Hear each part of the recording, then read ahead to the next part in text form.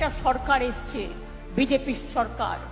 এত বজ্জাত আমি জীবনে দেখিনি, এত অত্যাচার আমি জীবনে দেখিনি, এত স্বৈরাচার আমি জীবনে দেখিনি, এত অনাচার আমি জীবনে দেখিনি।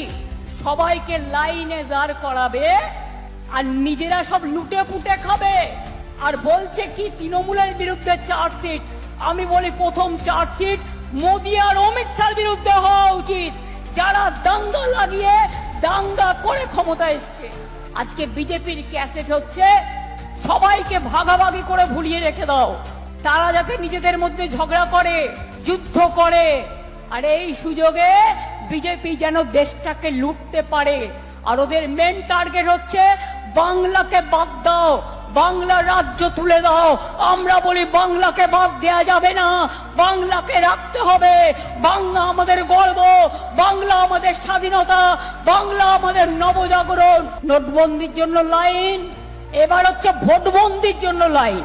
এসআইআর মানে সর্বনাশ, জেতার তো কোনো সম্ভাবনা নেই।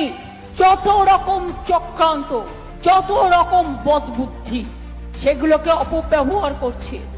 আর পুরো সেন্ট্রাল গভর্নমেন্টটা মানুষের কাজ না করে, মানুষ গ্যাস পাবে না, ইলেকশনের আগে দেবে ক্যাশ, আর ইলেকশনের পরে গ্যাসও বন্ধ, ক্যাশও বন্ধ। এটা বিজেপির খেলা, এটা vanish game plan, BJP vanish washing মেশিনের গেম প্ল্যান। মানুষের ভোটাধিকার কেড়ে নিয়ে পরে বলবে আপনারা get out and get lost.